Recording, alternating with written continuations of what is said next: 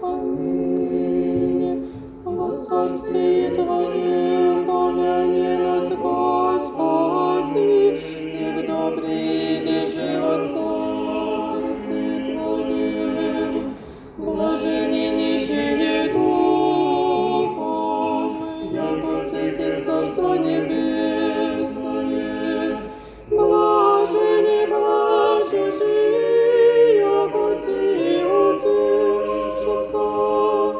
Блажени красы, яко Ти наследят землю. Блажени алчущие, жаждущие правды, яко Ти насытятся.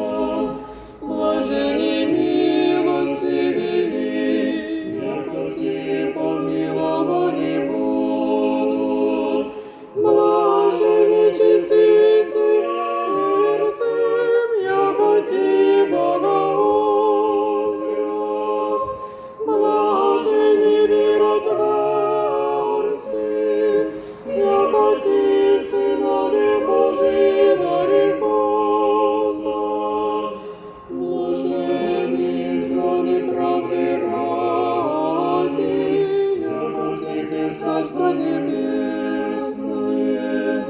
Блажени сеи, кто поносят Вам, и жену Ты рекутся за